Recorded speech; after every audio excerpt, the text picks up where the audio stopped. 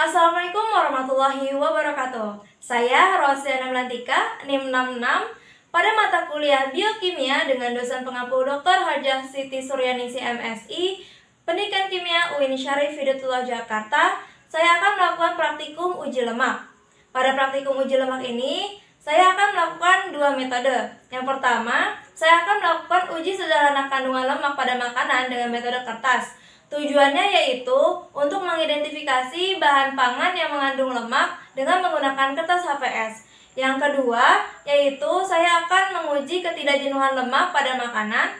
Tujuan dari praktikum ini yaitu mengidentifikasi ketidakjenuhan lemak dilihat dari perubahan warna pada sampel setelah ditetesi iodin.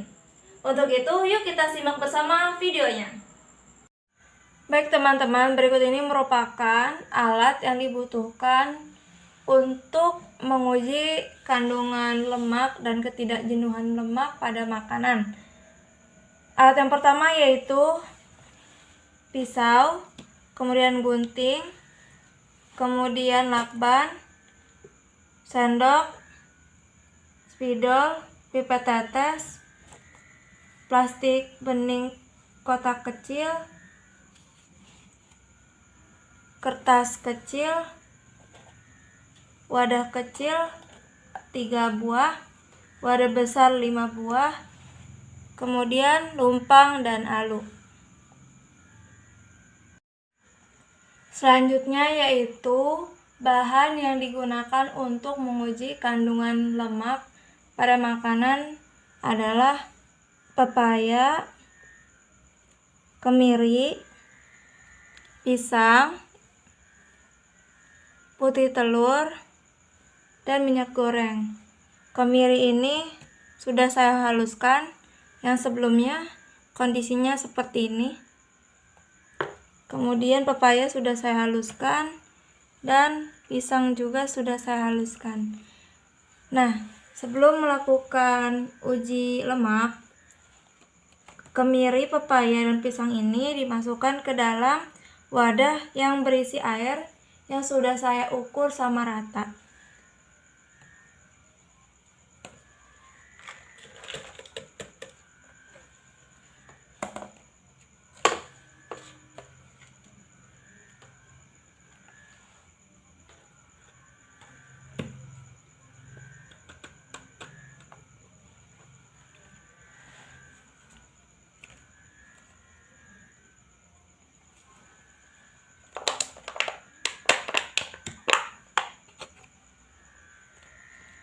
Selanjutnya kita aduk.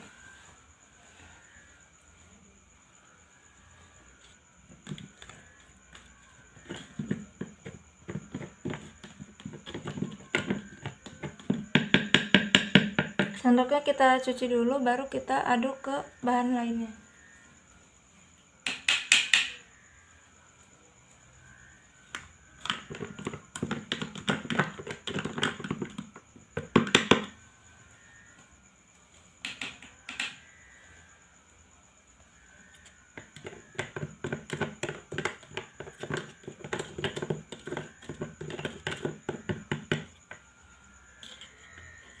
Baik, ini ditaruh. Ini sudah ada 5 bahan yang sudah siap kita uji apakah ada kandungan lemaknya atau tidak. Baik teman-teman, seperti yang sudah saya bilang tadi bahwa untuk menguji kandungan lemak pada makan ini ada 2 metode. Yang pertama ini saya akan melakukan uji ketidakjenuhan lemak pada makanan. Tujuannya yaitu mengidentifikasi ketidakjenuhan lemak dilihat dari perubahan warna pada sampel setelah diteteskan larutan iodin. Di sini sudah ada iodin yang akan saya teteskan ke dalam masing-masing sampel. Baik, yang dimana sampel 3 ini, kemiri, pepaya, dan pisang ini sudah saya encerkan terlebih dahulu sebelumnya.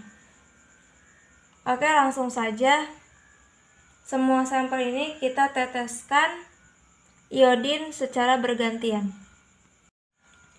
Baik teman-teman, lalu kita amati perubahan warnanya satu persatu. Yang pertama pada pepaya. Nah, pada pepaya ini awalnya itu berwarna putih keorangan, kemudian setelah kita aduk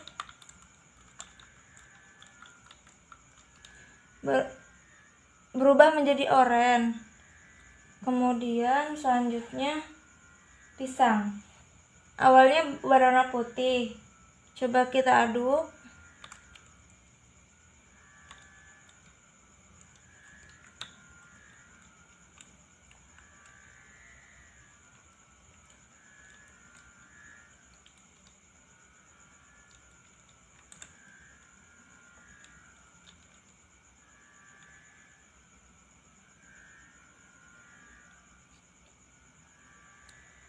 Jika di kamera tidak begitu terlihat, namun yang saya lihat ini warna pada pisang itu keruh namun agak keunguan.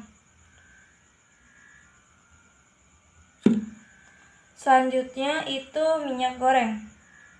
Nah, pada minyak goreng ini awalnya kan berwarna putih.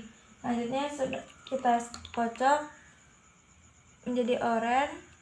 Kemudian selanjutnya putih telur. Nah, pada putih telur ini awalnya berwarna putih.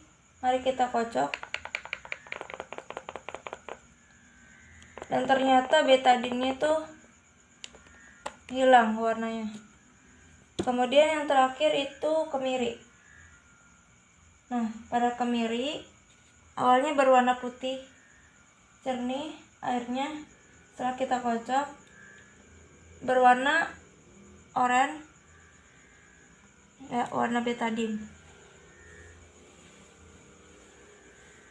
Selanjutnya yaitu kita simpulkan bersama bahwa sampel yang diuji ini yang mengalami ketidakjenuhan lemak atau positif ketidakjenuhan lemak itu terjadi pada pisang, kemudian pada putih telur. Yang lainnya itu negatif karena mengikuti warna betadin, tidak berubah warna secara drastis. Adapun kesimpulan dari praktikum yang sudah kita lakukan bersama, bahwa ketika mengidentifikasi ketidakjenuhan lemak dilihat dari perubahan warnanya pada sampel, maka sampel yang mengandung ketidakjenuhan lemak ini hilang atau berubah warna. Sampel pisang dan putih telur.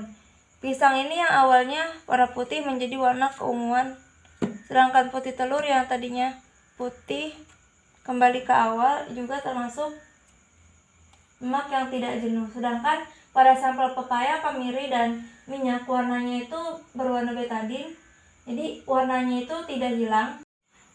Oke, setelah kita menguji ketidakjenuhan lemak pada makanan, langkah selanjutnya yaitu kita menguji secara sederhana kandungan lemak pada makanan.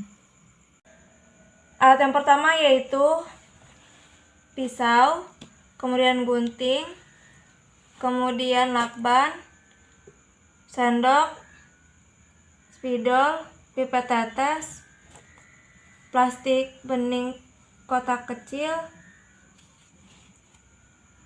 kertas kecil, wadah kecil 3 buah, wadah besar 5 buah, kemudian lumpang dan alu.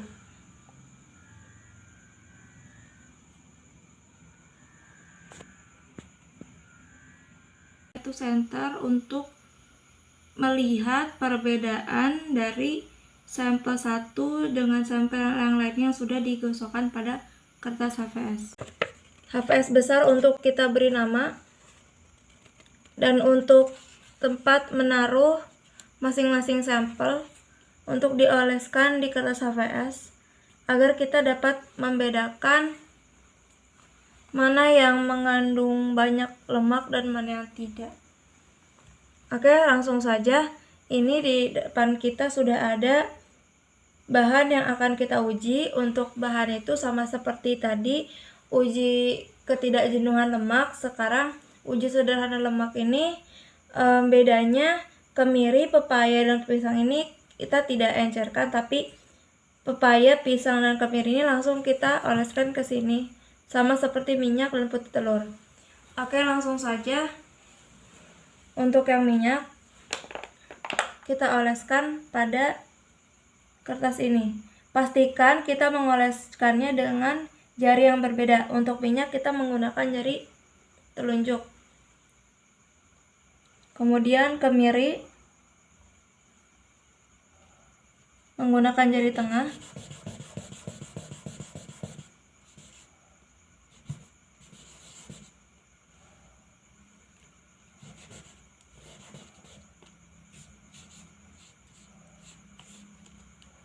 Kemiri jari tengah. Selanjutnya pisang menggunakan jari manis.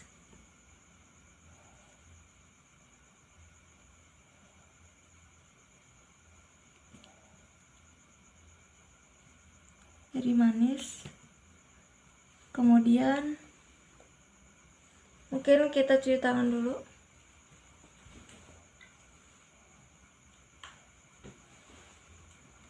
Selanjutnya pepaya menggunakan jari kelingking.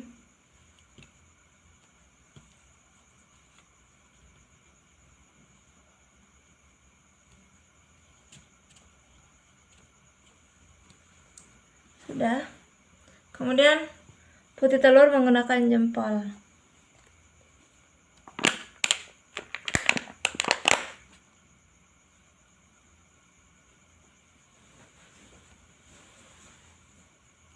Oke.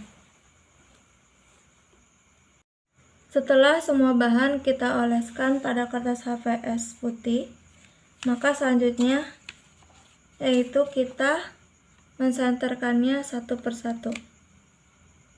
Ini senter. Minyak kita senter. Kemudian kemiri kita senter.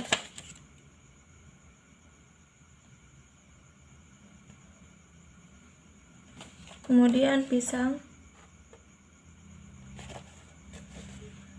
pepaya,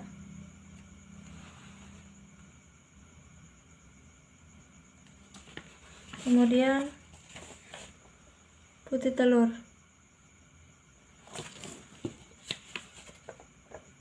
Pada sampel ini dari minyak, kemiri, pisang, pepaya, dan putih telur itu yang ketika disenter tembus pandang ini adalah minyak dan kemiri.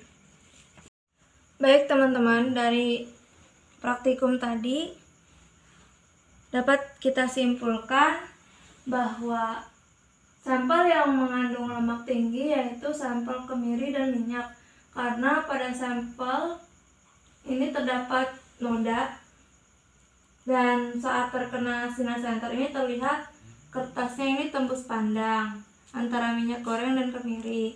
Sedangkan sampel yang tidak mengandung banyak lemak itu adalah sampel putih telur, pepaya, dan kemudian pisang.